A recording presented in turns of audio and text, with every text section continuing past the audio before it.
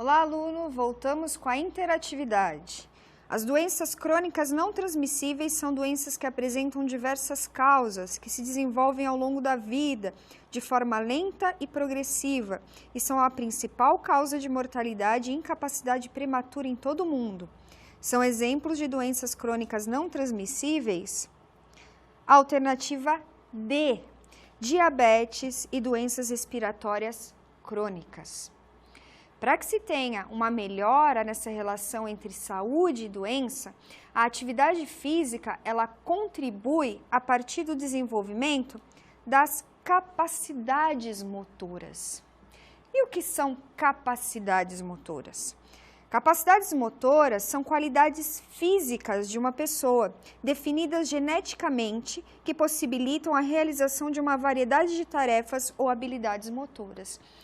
Mesmo elas sendo definidas geneticamente, isso não significa que uma pessoa não possa desenvolver essas capacidades.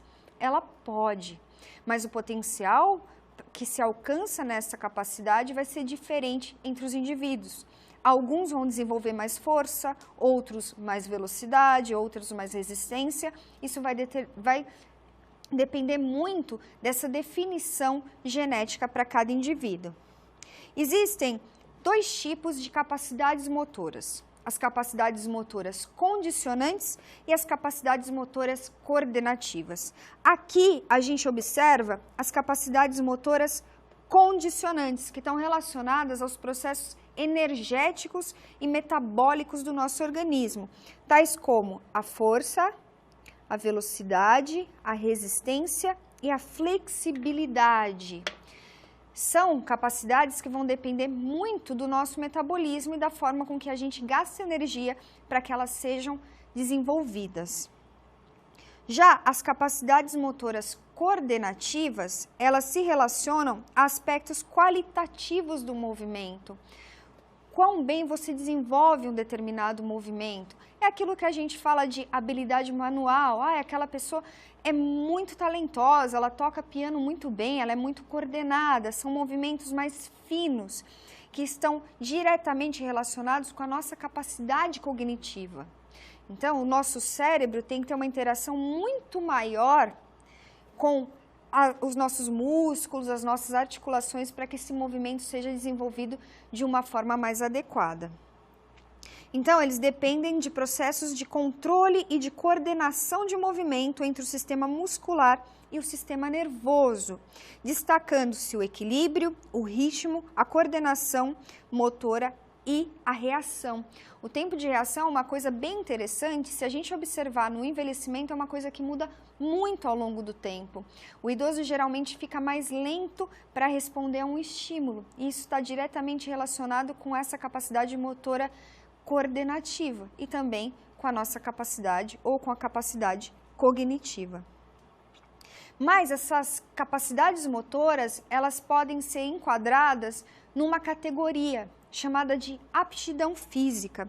A aptidão física é um conjunto de características que o indivíduo possui ou adquire e que vai ser determinante para que ele mantenha ou não a sua qualidade de vida. São movimentos ou relaciona-se a movimentos da vida diária, de trabalho, de lazer e de desenvolvimento ou de desempenho físico.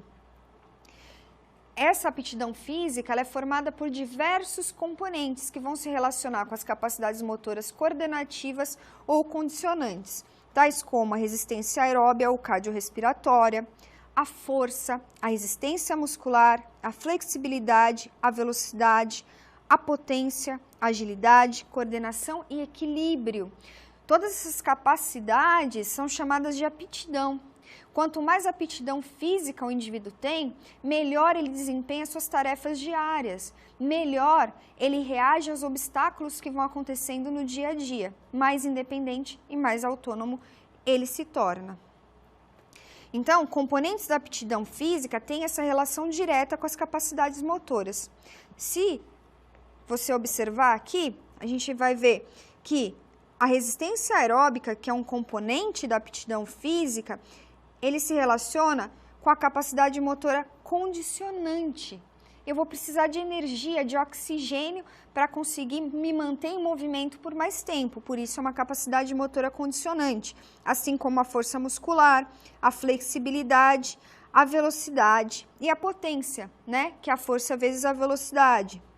A agilidade, apesar de requerer bastante velocidade, ela também requer coordenação. Eu tenho que ser ágil, mas eu tenho que desenvolver aquele movimento da melhor forma possível. Então é preciso que haja coordenação, é preciso que haja uma participação do cérebro para que isso seja realizado da melhor forma possível. A coordenação, que também é coordenativa, como o próprio nome diz, e o equilíbrio, que vai depender do estado de atenção e da forma como o organismo percebe todo o meio ambiente ao seu redor, para saber como ele deve se equilibrar, se para frente, se para trás. Então, está bem relacionado também com a capacidade motora coordenativa. E uma coisa que é bastante interessante e é preciso observar com o envelhecimento é que essas capacidades motoras, assim como todo o desenvolvimento psicológico, social, cognitivo e motor, elas são alteradas com o tempo. E como foi dito anteriormente, a perda de massa muscular, de massa óssea, as articulações já não são tão lubrificadas, já não funcionam da melhor maneira. E um ponto que é muito importante, que vai contribuir bastante com a fragilidade, a vulnerabilidade do idoso, principalmente a quedas, e mesmo a ficar mais debilitado, ficar mais vulnerável a doenças crônicas não transmissíveis, é a perda de músculo esquelético. A massa muscular é extremamente importante na vida de qualquer indivíduo. Ela representa cerca de 40 a 45% do conteúdo total de proteínas do organismo. Você pode me dizer, mas professora, isso é realmente importante? Eu vou dizer, ela é uma fonte de proteína. Ela está o tempo inteiro abastecendo o organismo, ajudando o organismo a se manter vivo e a determinar algumas funções que são estabelecidas. Na ausência de gordura ou de outros substratos como a glicose, o organismo busca nas proteínas a manutenção da vida. O músculo esquelético ele contribui não só para o movimento, mas também para a regulação de calor, para a produção de calor, para a manutenção do nosso sistema imune, para todo um equilíbrio que a gente tem no nosso organismo. Então, não é só movimento, não é só trabalhar músculo para ficar mais bonito ou mais forte. Trabalhar músculo é essencial para que o organismo funcione bem. E esse é o grande ponto da qualidade de vida. A gente tem que funcionar bem pelo maior tempo possível. Contudo, quando se envelhece, vai se perdendo não só essa massa muscular, o tamanho do músculo vai diminuindo, mas também essa conversa do músculo com o cérebro também é modificada. Há uma perda importante de motoneurônios do tipo 2. Como assim motoneurônios do tipo 2? Os motoneurônios são aqueles neurônios que vão conversar com o músculo, por isso motoneurônios, vão conversar com o aparelho locomotor. Então ele vai trazer a informação do cérebro para o músculo e também do músculo para o cérebro. E, como é sabido, existem diferentes tipos de fibra.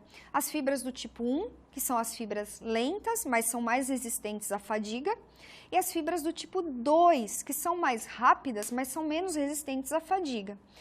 Porém, elas estão mais relacionadas à velocidade e à força. Quando há perda de motoneurônios do tipo 2, eu também perco fibras do tipo 2. Nesse momento, se perde velocidade e capacidade de produção de força. Isso acaba limitando muito o indivíduo, porque se precisa de força e de velocidade para fazer atividades ou tarefas do dia a dia. Se eu for caminhar e eu preciso desviar de um obstáculo, além da parte coordenativa, às vezes eu tenho que ter força na perna para que eu possa me deslocar. Assim como eu tenho que ter força para pegar algum objeto, para deslocar algo.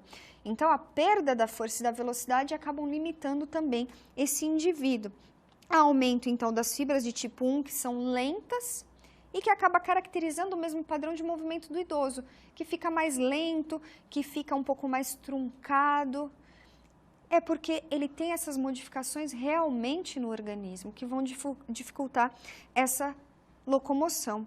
os ossos também ficam mais fracos, acaba perdendo a densidade mineral óssea, que vai fazer com que, com o músculo mais fraco e um osso mais fraco, qualquer queda pode desencadear uma quebra, uma fratura importante, que em muitos casos pode resultar em morte.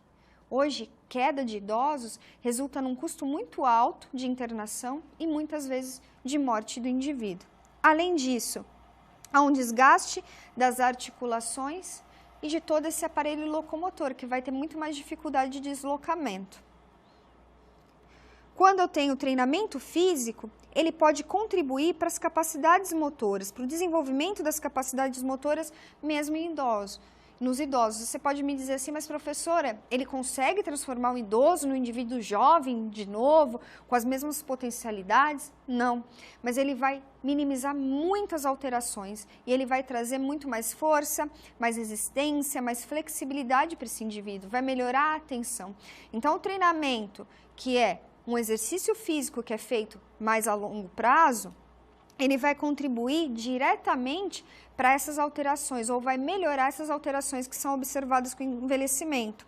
O treinamento resistido, que é o treinamento de força mais controlado para idosos, que é feito com um maior número de repetições e uma menor carga, ele promove a manutenção ou aumento da massa muscular, do número de fibras do tipo 2, que vão ajudar no aumento da força e da velocidade. Vai melhorar essa conversa do cérebro com o músculo. E vai, então, desencadear uma melhora do controle de movimento e do padrão de marcha. O treinamento aeróbio, por sua vez, ele vai promover aumento da capacidade cardiovascular, vou ter um coração mais forte, vou carregar mais oxigênio, vai diminuir a frequência cardíaca de repouso, vai diminuir ou vai auxiliar no controle da pressão arterial, vai melhorar a estrutura e a função cardíacas e vai aumentar a tolerância aos esforços, que significa vou ter menos fadiga, vou ficar muito menos cansada para ir até a padaria, para poder fazer qualquer atividade dentro da minha casa, eu vou poder me divertir, vou poder passear com muito mais tranquilidade, com muito mais qualidade. Então, é isso que o treinamento faz. O treinamento, ele vai focar na qualidade de vida. O medicamento, no controle de uma doença ou de uma alteração. O treinamento físico, na qualidade de vida, na melhora das alterações naturais do nosso organismo. Depois disso, vamos para a interatividade? O envelhecimento desencadeia perda de massa muscular e de motoneurônios, influenciando negativamente a atividade contrátil do músculo esquelético. Nesse sentido, que tipo de motoneurônio é perdido com o envelhecimento? O que essa alteração causa? Alternativa A, tipo 1, redução da força. Alternativa B, tipo 2, redução da resistência. Alternativa C, tipo 2, redução da velocidade.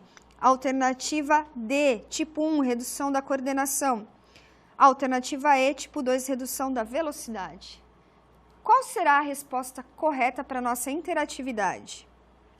A resposta correta é a alternativa C. Ela causa perda de motoneurônio do tipo 2, o que acarreta redução da velocidade.